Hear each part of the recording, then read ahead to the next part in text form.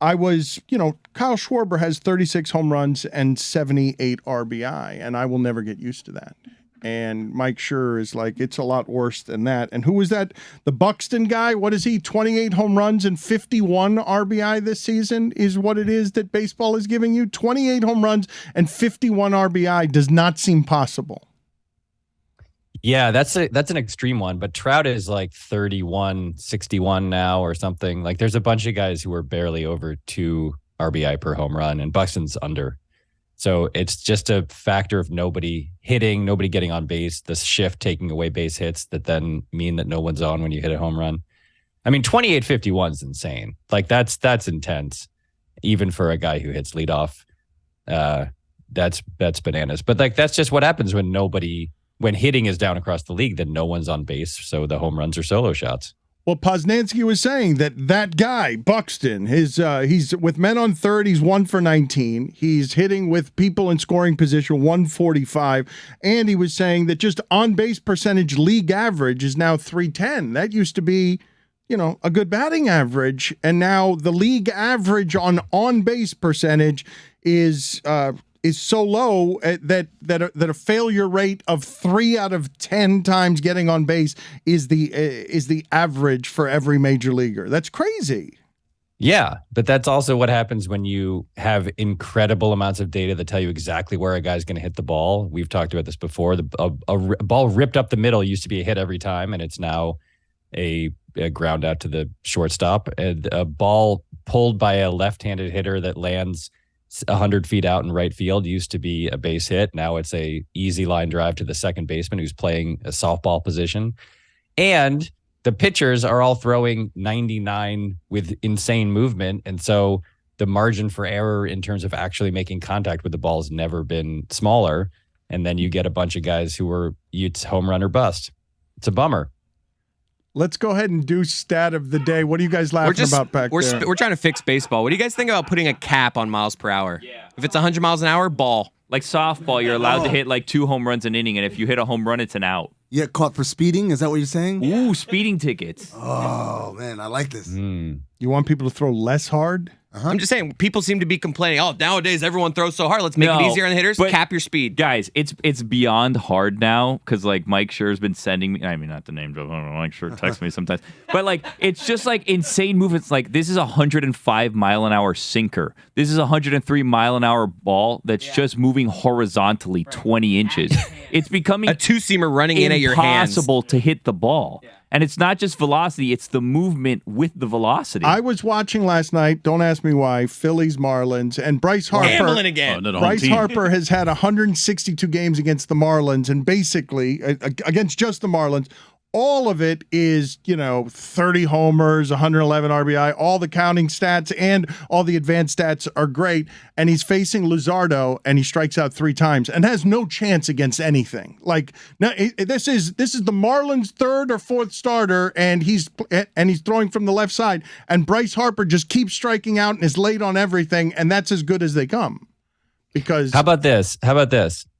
4 or 5, something like that, 5 times a game, every pitcher has to throw a pitch with his non-dominant hand. Ooh. So Luzardo has to throw right-handed like 3 times in the first 5 innings. What happened to that guy that would switch gloves on the mound? Dude, do you remember him? Greg W. Harris. He was an ambidextrous pitcher. Yeah, the switch pitcher. I saw a switch quarterback thing on Twitter the other day, and people were like, this is going to change the league, because the guy was like running around throwing the ball right-handed and then left-handed, and I'm looking like, this guy's like 5'6", $135. Like, this guy will get absolutely destroyed in the NFL. My son showed me that. My son rushed in and showed me something on TikTok or whatever. It was like, this quarterback throws with both of his hands. And then I was like, cool. And he was like, he thought for a second, then he was like, how would that help him? And I was like, it won't. Like, what an interesting discovery to make after he's presenting it to you as I guess you're never throwing across your body, I suppose. Like if you're rolling out to your left, rolling out to your left, and you throw twice your left. a game, he'll roll to his left, switch hands, and then try to throw a pass left-handed. Well, Mahomes does it anyway. So yeah. Let's go ahead and do the stat of the day. Start of the day, start of the day. It is your start of the day. Start of the day, start of the day. It is your start of the day. Start of the day, start of the day. It is the start of the day. Start of the day, start of the day. It is the start of the day.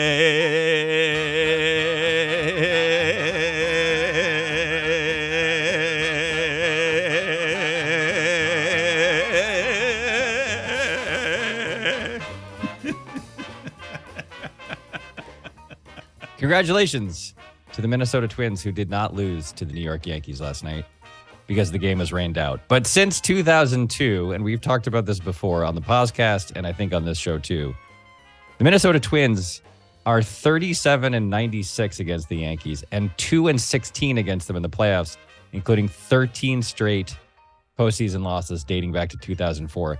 That's a 39-112 record, which is a .258 winning percentage in almost a full season's worth of games. There are only 5 teams who have had a worse winning percentage over the course of a season since the turn of the century than the Twins have against the Yankees, and none since World War II. The 1962 Mets, that famous, terrible, hapless team that finished 60.5 games out of first place, had a better winning percentage than the Twins have against the Yankees over the last 20 years. And in 1992-93, and this really, I think, puts it into perspective, guys, Manute Bol had a higher 3-point percentage than the Twins have a winning percentage against the Yankees since 2002. What was that one record? Of the weirdest ongoing. Their total record against the Yankees is 39-112 over the last 20 seasons. They got their number, Dano. It's good analysis by you. That is crazy. What did you make of this here? I saw that the Mets lost to the Pirates last night, and it's the first time since 1938 that they've gone 3 straight days. A team 35 games over 500 has gone 3 straight times into playing a team 35 games under 500 and lost all 3 games as Stugotz worries that the Mets have been caught by the Braves now, right? Yeah, the Braves tied them up last night. This is by the way, I think that stat was put on Twitter by Stats by Stats, the @Stats by Stats handle, which I should clean up from yesterday.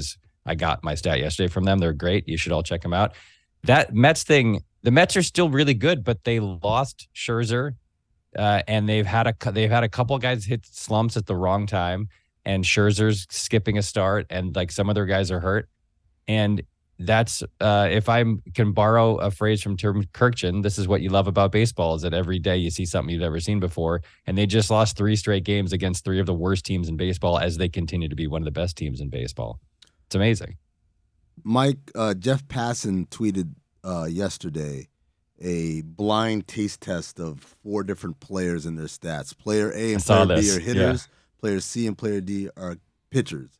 And basically, the stats are very comparable. 283 batting average, 33 home runs, 74 RBI versus player B, 270, 32 home runs, 85 RBI. And then for the pitchers, 147 innings pitched and 27% strikeout rate and 2.2 ERA. And then player D, 136 innings pitched, 27% strikeout rate and 2.58 ERA. And then he reveals what the blind taste test is. Mookie Betts is player A. Shane McClanahan is player C. Shohei Ohtani is the other 2 guys. That's right. So he's hitting like Mookie Betts and he's pitching like Shane McClanahan. And so help me wrap my head around this, Mike, as someone who is not an avid baseball He's fan. got to be the MVP, correct, Mike? He's got to be the MVP, correct? He is the MVP. Judge is going to win because people love the story of a Yankee dragging his team to glory. And he's slightly ahead. If you just add their wars, if you just add Ohtani's pitching war to his hitting war, Judge is they're basically even, but Judge is slightly ahead. But that doesn't matter to me because Ohtani's top 10 in both OPS in the league and also fielding independent pitching, which is basically just a better ERA. His OPS is right between Jose Altuve and Freddie Freeman. And his fielding independent pitching is between Max Fried and Justin Verlander. So he's roughly Freddie Freeman or Altuve as a hitter, and he's roughly Max Fried or Verlander as a pitcher. Verlander might win the Cy Young.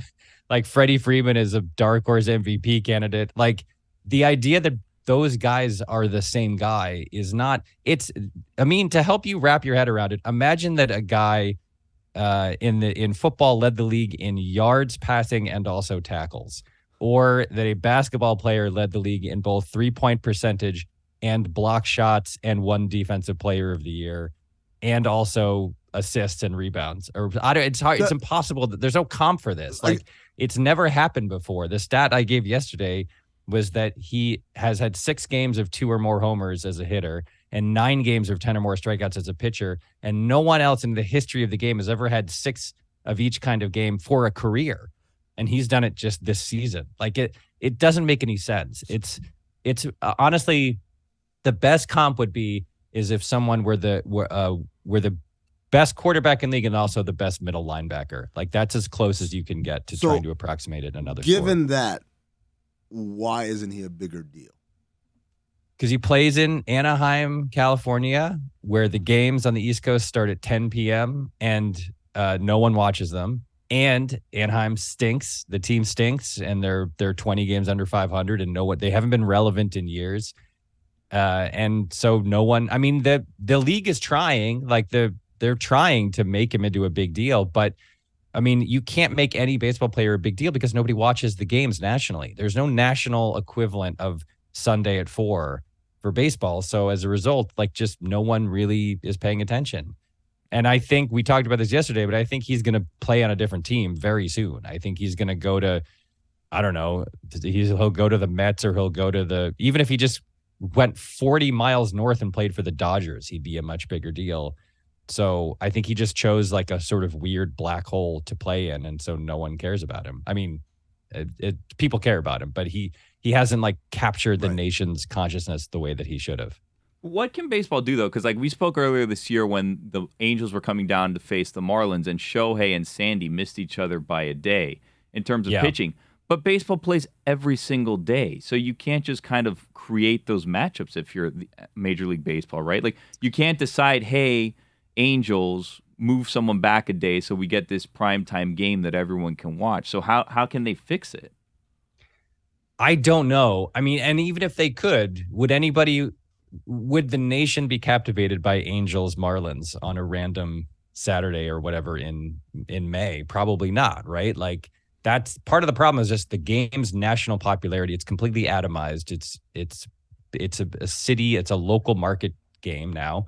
And you can't, there's like 3 times a year when he has the opportunity to capture the nation's attention. That's like the All-Star break, and maybe, I don't know, maybe that's really it.